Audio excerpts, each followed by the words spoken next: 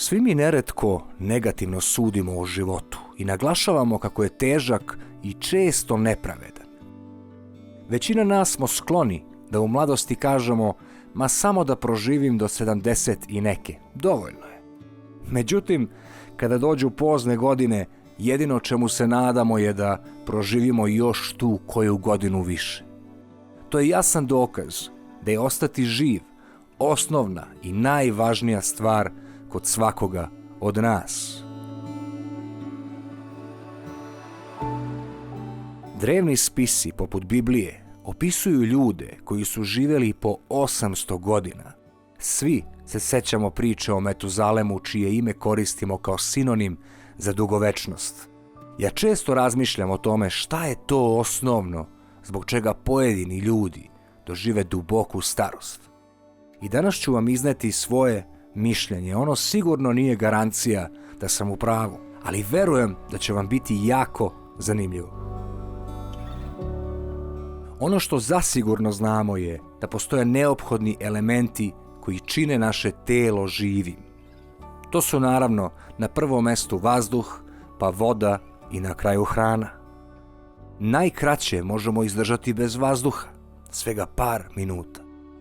Sama činjenica da ako prestane dotok vazduha umiremo, ukazuje na to koliko je udisaj važan. Primjera radi, istočna mitologija, stara hiljadama godina, opisuje kosmos disanjem, Brahmin udisaj i izdisaj. Biblija i Kuran također ukazuju da je disanje u suštini život.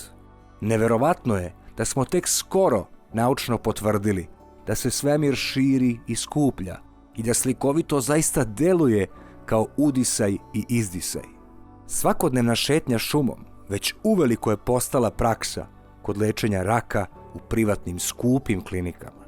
Ali istina je ipak malo komplikovanija. Kako je moguće da svi mi svedočimo velikom broju ljudi koji rade u rudnicima ili su pak dugogodišnji pušači, a žive jako dugo? Dakle, sama čistoća vazduha nije siguran put ka poznoj starosti, inače ovakvi slučajevi ne bi bili mogući. Što se vode tiče, o njoj ne treba trošiti suvišne reči. Svi znamo da je 3/4 našeg sveta, a i naših organizama, sačinjeno od vode. Naši preci nazivali su je svetom, i to sa pravom, gledajući nesagledivo velike pustinje koje deluju potpuno mrtvo jer nema te dragocene tečnosti. Dehidratacija je siguran put ka umiranju tela, ali tek nakon par dana. I ponovo, ispijanje čiste izvorske vode u dovoljnim ili nešto većim količinama ponovo nije garancija dugovečnosti, inače bi ljudi koji žive u prirodi svi do jednog doživjeli 100. Hrana je zdravlje, ali isto tako i otrov. Živi svet kome pripadamo i mi ne mogu odoleti osjećaju zadovoljenja koji pruža ukusan obrok. U današnjem razvijenom svetu hrana je u izobilju, pa ljudi često nemaju granice i jedu iz navike.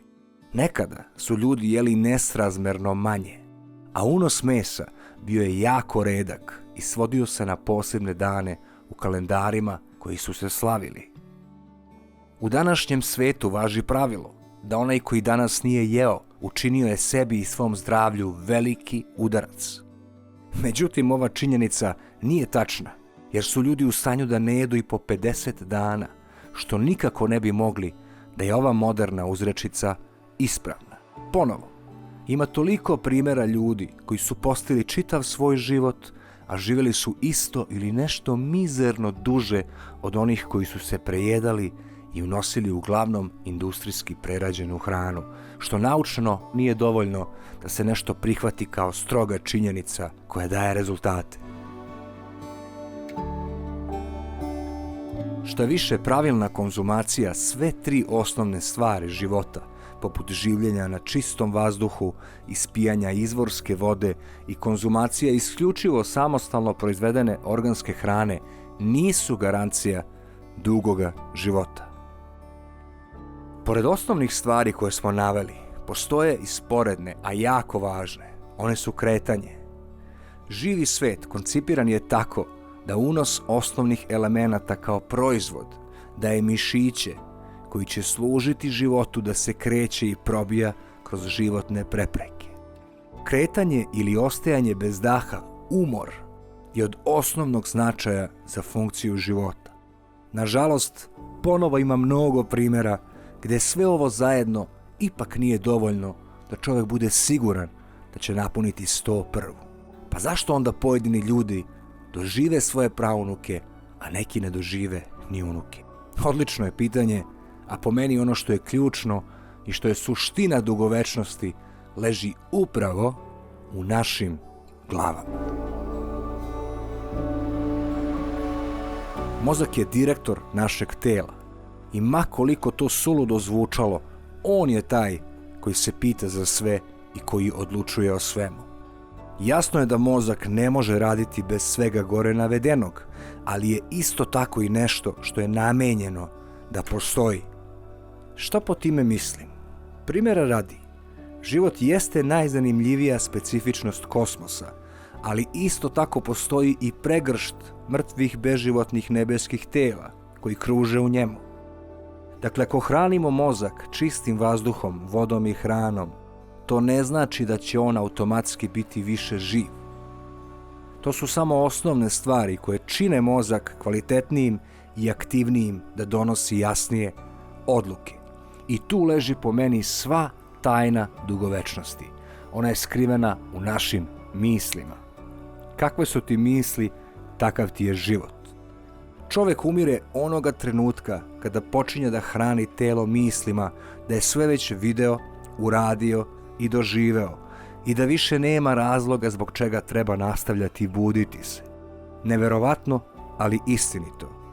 Kad god pogledam jako stare ljude koji su živi, oni i dalje obrađuju svoje bašte ili čuvaju pare i kupuju deci poklone. U mom selu postoji deda od 80 i nešto godina koji najbolje kopa rupe za ukopavanje spremnika za vodu. Ma koliko to suludo zvučalo, ljudi postoje i dalje jer misle da još mnogo toga mogu i žele. Životna energija je ta skrivena formula dugovečnosti, jer oni koji je imaju, oni nemaju vremena za bolesti, a kamoli umiranje. I oni se iznova i iznova svako jutro bude i dobijaju snagu da izguraju novi dan. Onoga trenutka kada ustanu i sednu, tog dana počinje njihova smrt. Dakle, verujte, želite i ono što je najvažnije, zamišljajte pozitivne ciljeve koji vas čine srećnim, po mogućstvu jako visoke, za koje su vam potrebne godine i godine da bi stigli do njih i bit ćete među najdugovečnijim ljudima na zemlji. Naravno, ako uz to ispoštujete i osnovne stvari poput čistog vazduha, vode, hrane i kretanja.